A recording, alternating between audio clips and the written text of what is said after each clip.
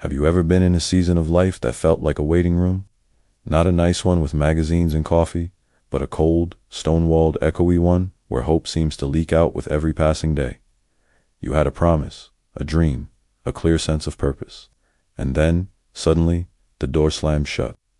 Maybe it was a job loss, a betrayal, a health diagnosis, or a plan that spectacularly failed. And now you wait, and you wait. And the question starts to eat at you. Has God forgotten me? If that's you, or if you've ever been there, then stay with me. Because today, we're going to talk about a man who had every right to ask that question. A man who went from the pit to the prison, with a stopover as a slave. His name is Joseph. And his story, found in the book of Genesis, gives us a masterclass on one of life's most difficult truths. What looks like a devastating delay is often a divine preparation. Let's set the scene. Joseph's dream was huge, literally given to him in a vision from God. He saw sheaves of grain and stars bowing down to him. He was destined for leadership, for greatness. But his path, it was a nightmare. Betrayed by his jealous brothers, thrown into a pit, and sold as a slave. In Egypt, he finds a measure of success in Potiphar's house, only to have it all stripped away by a false accusation. Potiphar's wife lies, and Joseph is thrown into the king's prison. Not just any jail, the dungeon. Think about the injustice of that. He did the right thing. He resisted temptation. He was faithful, and his reward. Bars, chains, silence. This is the first lesson. Preparation often happens in a place of profound unfairness.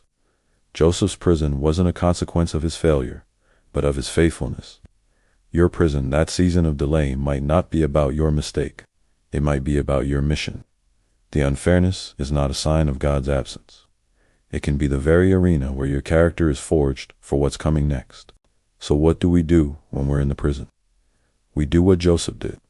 Genesis tells us, "But the Lord was with Joseph in the prison and showed him his faithful love." Notice, God was with him in the prison. He didn't teleport him out immediately. The promise wasn't removed. It was being incubated. And Joseph didn't sulk. He didn't become bitter. He got to work. First, he served in the small things. The warden put Joseph in charge of the other prisoners and everything that happened there. He bloomed right where he was planted, in the dank, dark soil of that dungeon. He managed, he organized, he led. Leadership isn't about the title, it's about stewardship. He was running a prison block before he would run a nation. What small thing is in front of you right now that you can be faithful in? Second, he cultivated his gift.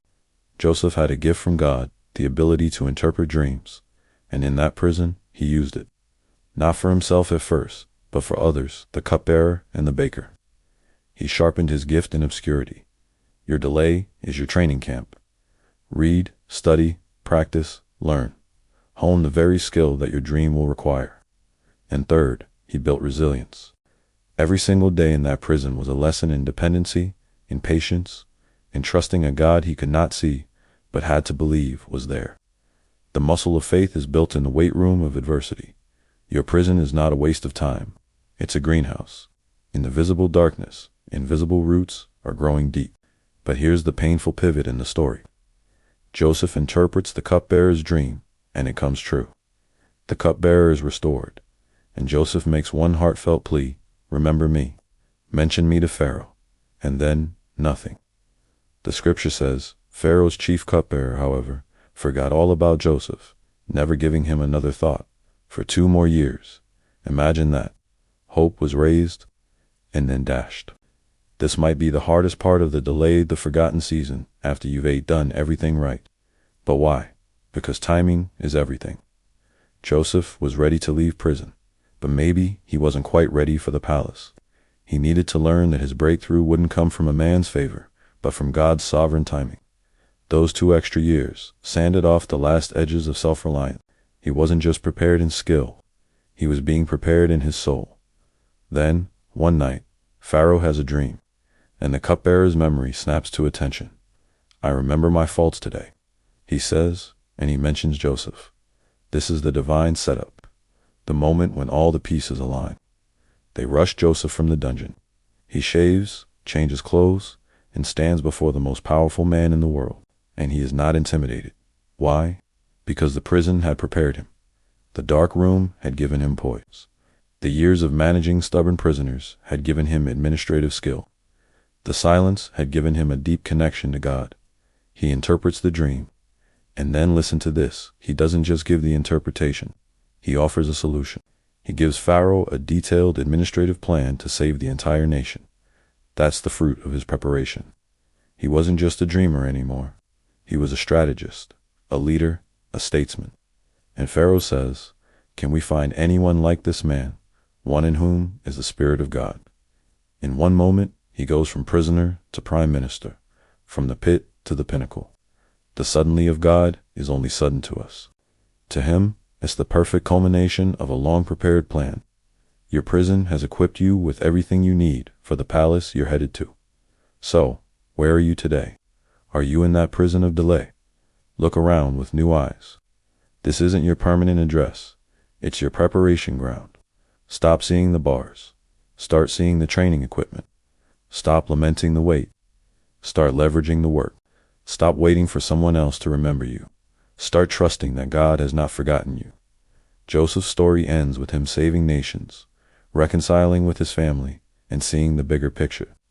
He told his brothers, "You intended to harm me, but God intended it all for good. He brought me to this position so I could save the lives of many people. Your delay has a purpose bigger than your comfort. It's preparing you for a platform you can't yet imagine to impact people you've not yet met. So today, in your prison, make a decision. Decide to grow. Decide to serve. Decide to trust. Because the same God who was with Joseph in the dungeon is with you in your delay. And he is not wasting a single minute of it. Your greatest preparation is happening right now. Let the work be done. Get ready for your suddenly. Thanks for watching.